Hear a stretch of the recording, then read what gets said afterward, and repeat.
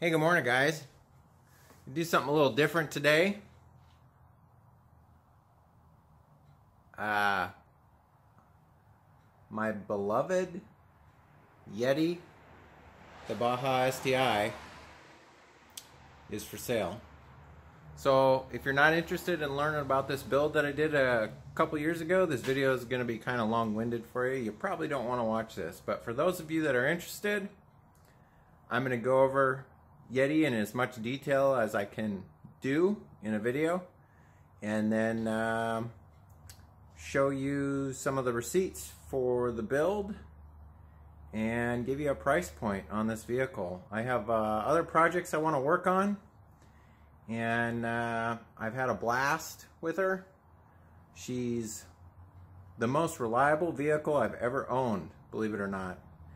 And Bajas are becoming harder and harder to find, and you probably will never find a Baja that has a complete 100% complete drives like OEM, all of the controls and gauges and everything behave like OEM STI converted Baja. You'll never find one of those. And in fact, I'm going to say that this right now in the world is probably the best Baja that's available for sale. I've checked Auto Trader, eBay, Craigslist, nationwide, and this is by far above and beyond.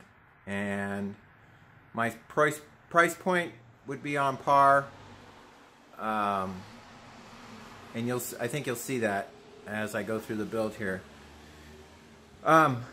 I'm going to refer to this poster board that I use for car shows that has kind of a list of my updates and whatnot that I've done on it. So let's get started. So if we go to the top of the list here, this is a 2005 Subaru Baja Turbo. So it was originally a 5-speed Baja Turbo, and I've done a full STI conversion on it. I had a 2005 STI that was at 68,000 miles, and I tore that apart and did a brand new motor on it. I actually sold the motor that was in the STI, and we did factory new everything on the motor.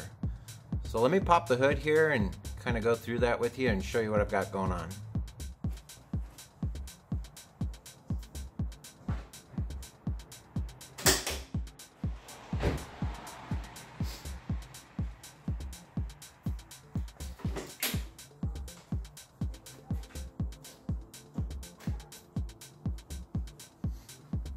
Albeit, she is a little dirty. I drive her a couple days a week. But let me go over the motor build here with you guys.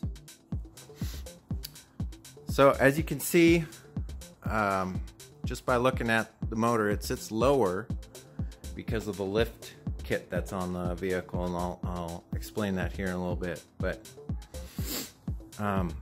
every component that I've used in this motor is top of the line, and no expenses were spared.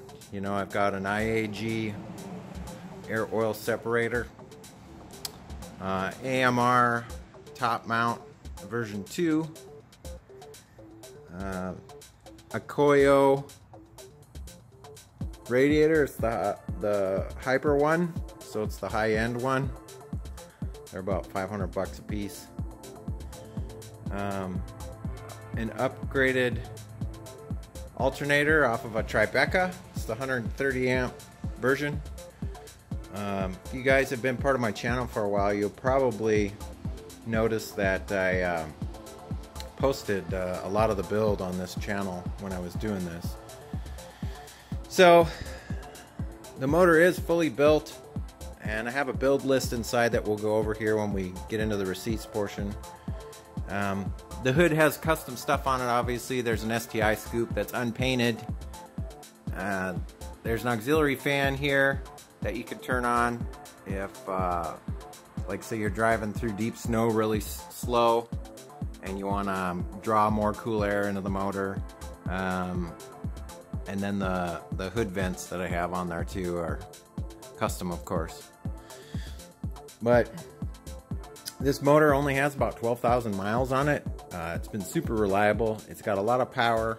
I am running a JDM Forester STI turbo, and I actually have a spare for it too.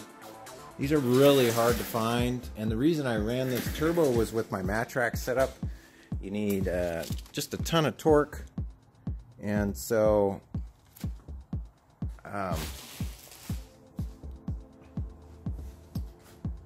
that's why I ran a smaller turbo. Now this motor is built to take, 500 wheel horse, so if it would be your desire to add a larger turbo to it, that would be no problem.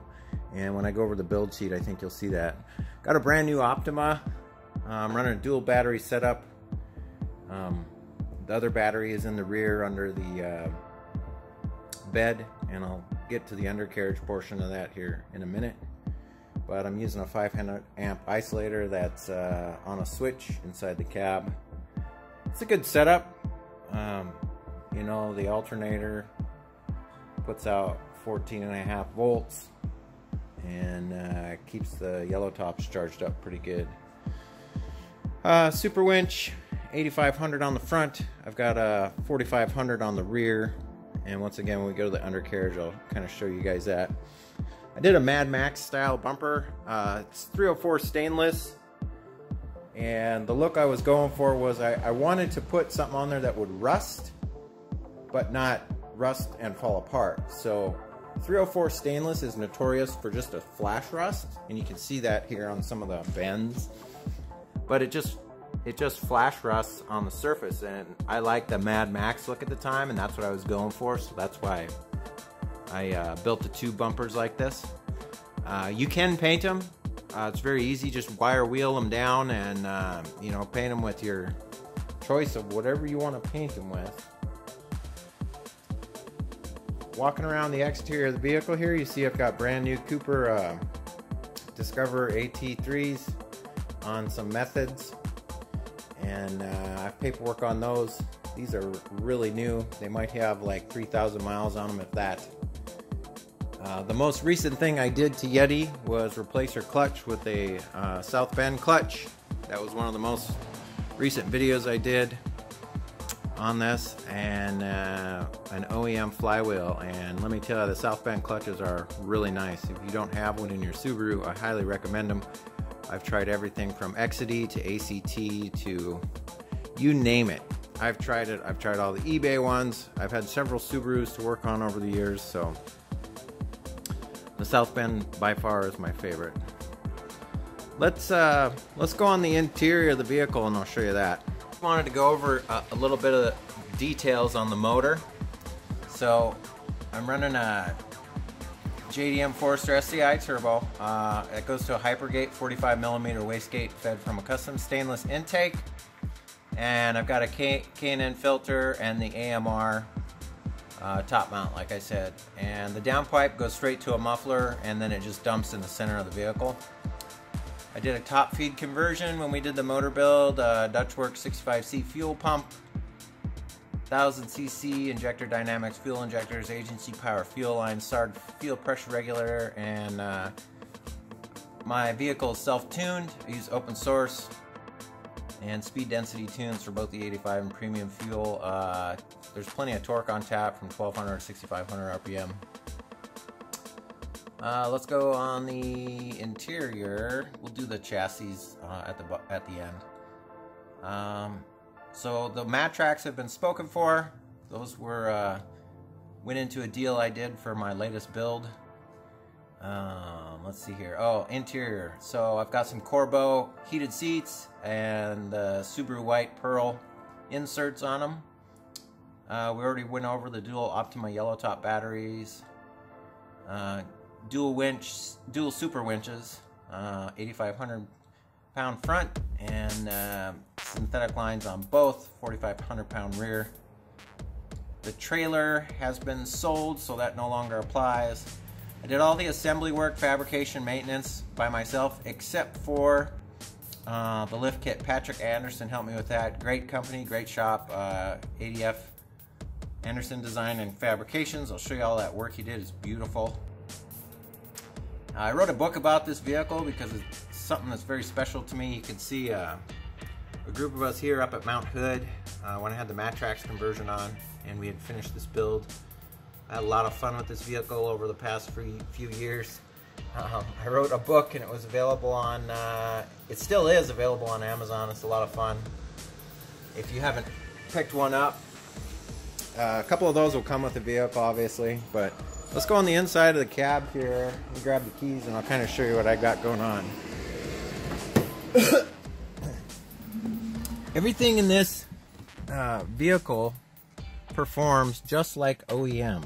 And what I mean when I say that is I took the time to go through and spent days doing wire harness conversions and whatnot to get the vehicle to work correctly. So you see when you start the vehicle up, or when you go to start the vehicle, you get the STI sweep, gauge sweep, the DCCD. I've got controls set up just like an STI. I've got dual seat heaters, the STI 6-speed transmission. This is the tuning laptop. I've got several maps on here that you can use and flash to your desire. Got an Eclipse head unit in here. It's older, but it's a navigation TomTom unit. It's an AVN 4430. Great little unit. The splash screen at startup has STI logos on it and whatnot. What else? Switch panel here. The switch over here is for the isolator, so to turn the rear battery on, connect the batteries. And what else do we got here? This is for the underhood fan. You can hear that. These switches go to a plug on the roof for if you want to do a rooftop light bar, or I don't know, whatever you want to do. One of these is for the there it is. One of these is for the hood mounted light bar. I've got a rear mounted light bar here too that turns on with the cargo lamp. So the cargo lamp I actually tied into the intercooler spray gauge you can see there, just so you know that you left it on. Like if you get out of the car, that'll still be lit up. It was one of the open spots I had on there because there's no intercooler sprayer on this. Okay, so the laptop. Let me see if I can do this with one hand. It's got a logger on it that I use, but the main thing you want to deal with here is ECU flash. This has a 2004 STI ECU on it, so I guess if you wanted to, you could use a Cobb access port, but the open source stuff, I've had so much success with it that I just stuck with that, and it works just fine. Let's see here. I'll show you some of the maps that I've got. So yeah, so I've got a folder here set up for the 2004 STI ECU, and the most recent file is going to be the one that you want. And this, right now I'm running E85. So I do have premium maps, so the latest map for E85 and revision that I did was in 2017. It's been a great running map, 18.5 PSI with that little turbo. It just sings pretty good. We go back into this folder here, and I do have premium. I only ran a tank of premium through this motor just to get it tuned, and I run that map at 17.3 PSI, a little bit less boost. Everything I ran for these maps was set up to be super reliable, and that was my goal with this build, was to make the most reliable Subaru that could be made. There is a logger on here where you can monitor all of your parameters while you're driving down the road. See if I can get that started up. This vehicle has a lot of meaning to me. I bought it in 2011, and it's just been the greatest little Subaru and it gets thumbs up and looks from people everywhere. It is a head turner, and both Will and I have just absolutely adored this vehicle. But like I said, we're moving into you know, the expeditionary vehicles and whatnot, so it's time for somebody else to enjoy this vehicle. That's not going to pull up right now. I'll have to do that later, but let me shut that off. I do have a CB in here. It does work. We don't hardly ever use it unless we're going up with friends to do some off-roading. There's an ECB1 gauge in here which has ethanol content analyzer, fuel temperature, wideband O2, and your turbo pressure. That's a pretty handy gauge to have. You can customize what you want to see on that screen too. There's the STI logo that comes up on the TomTom. Let's see. So yeah, got the Corbeau seats with the satin white pearl centers. Pretty awesome. They're micro suede. They're really comfortable. I have the seat folded down back here, but the interior on this Baja is pristine. You can see that I take great care with my vehicles. I'm very meticulous with them, but this Baja, I mean, the interior on it is better than new if you start looking at it and going through it. Going through the exterior here, or on the inside here, I've got a charging port back here for your phone or whatnot, and then this is for your rear mounted winch. I made a little tarp for the cage back here, and these are for what is it, high lift jacks. I have a couple high lift jacks that go with this. But I took a ratcheting strap and I used some vinyl, and I made a nice little tonneau cover back here, so if you want to go to get groceries or whatever, you can do that. Another tube bumper back here that's actually tied into the frame. I guess we'll go under the vehicle at this point and take a look at things.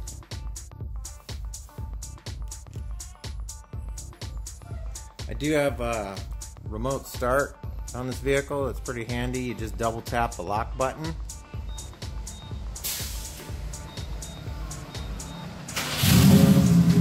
Fires right up.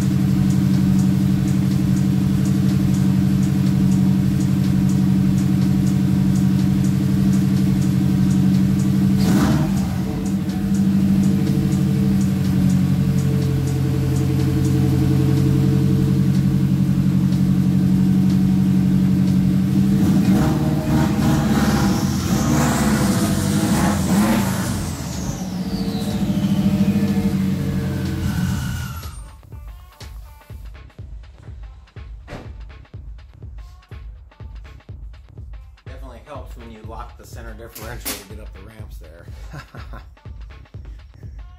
Sure how well this is going to work. I have a LED light under here, but these are 1/4-inch aluminum skid plates that I made.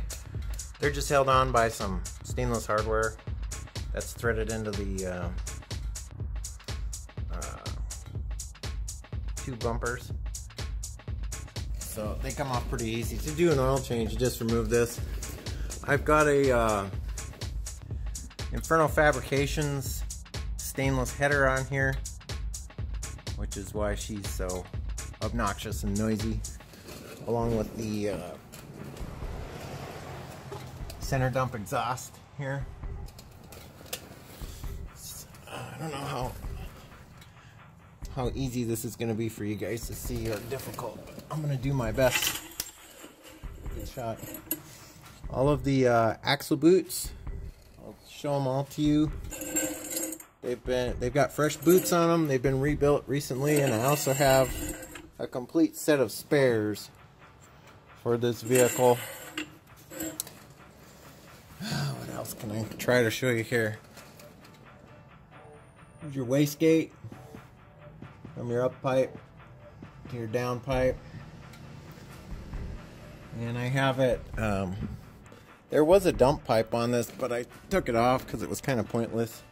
It just kind of blows out right above the axle there. Such a small turbo, it doesn't make very much heat. As you can see, there are no leaks anywhere on this vehicle. This is, I mean, it's dirty, a little bit dirty because of the winter, and I haven't washed the undercarriage for a bit, but before the new owner took it, I would be more than happy to do that. You can see the agency fuel pressure center unit up there. Lighting under here sucks.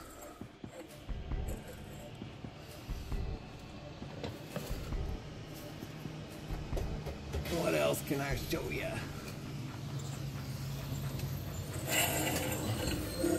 Got upgraded shifter bushings on here. This is the lift kit. All this red. This is Raptor liner, and it's the lift kit that Patrick did. He did an awesome job with it. I kind of came up with the idea, and he put the idea I had together. These outriggers and rock sliders are stainless to maintain the Mad Max theme that I have going on with the vehicle. As you can see, I mean, this undercarriage is in great condition. I have brand new shocks all the way around. All of the CV joints and shafts are in great shape. The wheels are in great shape. No leaks anywhere. I'm very meticulous about the vehicles that I have. You know, if we go to the back here, you see the continuation of the cage and the subframe lift. There's a big cage back here for the lift, and these boots back here are newer as well, recently rebuilt rear axles. See that on both sides.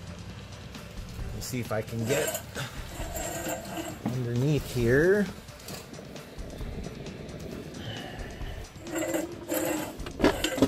Here's a shot looking at it from all the way in the back. You can see that it's just a beautiful piece of art. All that pipe work that Patrick did, he did a great job with it. It's pretty awesome. R180 rear diff out of my STI. Super Winch 4500. Back here I've got a ammo can and the spare battery. The ammo can is used to carry spare parts or tools or whatever you want. It's pretty handy. The whole rear end is caged, you can see. I did that when I built the rear bumper. I took a lot of time thinking this out. I've got a clevis for recovered other vehicles, and then you've got another 2-inch square tube for a trailer hitch. So you can actually, it's actually got both. So there's two 2-inch square tubes here to connect whatever you want to it. There's so much that I've done with this vehicle that it's hard to remember everything. I'm going to have to go over the paperwork with you guys back in the office. But some of you are going to ask about those brackets that are sitting on the bottom of the hubs there. Those were the anti-turnover bracket mounts for the Matrax, and they just, I haven't taken them off yet, but you could take them off. The bolt just slides through, and they come off. And then on the front, the struts have a beefier bottom mount for the Matrax, and those can come off too, or you can leave them on. They're not hurting anything. Like Aura wants to go in. Want to go in the house? There you go. Anyhow, every bell and whistle that was available for the Baja is on this. It's got heated mirrors. The light bars are Op7. I've got a Kuat roof rack. And I have a ton of spare parts. All of these bins and spare shocks and dash parts, all of these bins come with Yeti. I also have a spare fuel tank for her. This fuel tank that's on her has a small dent in it, so I bought a secondary fuel tank. But I've never got around to putting it in because it just seems pointless. And this fuel tank is in perfect condition, so I've never changed it out. I've never need to. It's never leaked. It doesn't really affect the amount that's in there. There's just a small ding in the fuel tank. All of the lighting on Yeti has been upgraded to LED, so you shouldn't have to worry about any bulbs going out. I have JDM kooky headlights, and they are set up like OEM with the adjuster, so you can tilt the beams up and down. And of course the fog light switch is hooked up to the LED fog lights up front.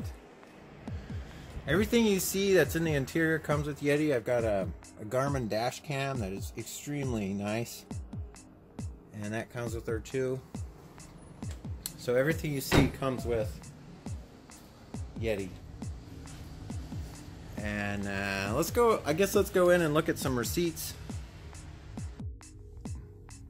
Alright, paperwork. I will leave this VIN up for a moment for those of you that want to do a Carfax. I have a clean and clear title. No title brands. That's an old address, so I don't care if you see it. Leave that up for a moment. Bought her in 2011, as you can see. And been a great vehicle. Here's what I paid for her back in 2011. I'm not trying to hide anything. Here's the wheel and tire setup that I was talking about. That's very recent and low mileage. You can see the grand total was 1104. Here's the lift kit. Grand total about 8,000 bucks for all that custom tubing and 6-inch lift on the Baja. You can see purchased a new flywheel from Wilsonville Subaru to do the South Bend clutch install. And then this is the motor build, and I want to go into some details because some of you guys are probably wondering, you know, what all got done to the motor. So looks like we did a cylinder bore, power hone, and sleeve. Put iron sleeves in, and he pressed out the aluminum sleeves. A lot of this is labor. Did some valve adjustment, redid the heads. Everything tested out okay. Polished the crank.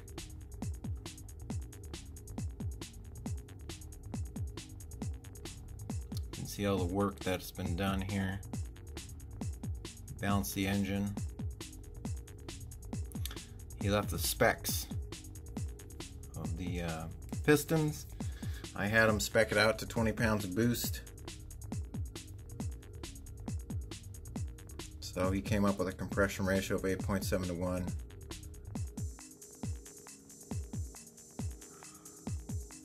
Arias actually makes pistons for this particular motor builder. to the sleeve diameters. So they're custom made per the sleeve rather than boring out an iron sleeve and trying to figure out what piston you can drop in. So he kind of does it in reverse. He's well known for the reliability of the motors. This is Bearing Services in Portland, Oregon. A lot of the shops around the Pacific Northwest that say they build their motors, they do, but Brian is the one that prepares them and they just bolt them together. So he does all the machine work. He's very knowledgeable. We use stock valve springs, and he pressed in sleeves like I said, and the grand total for the motor came to just over 5,000 bucks. So I have several receipts for that because I made a couple different payments to him, but that's what that is. Aside from that paperwork, I have the head unit instructions here, and then just a couple of other things like the Uniden CB radio and the laptop mount that's in there, which I don't even know if they sell anymore, in the roof rack. So my price point for Yeti, as far as Bahas go, like I've told you guys before, that they are really rare and hard to find, especially in good running condition.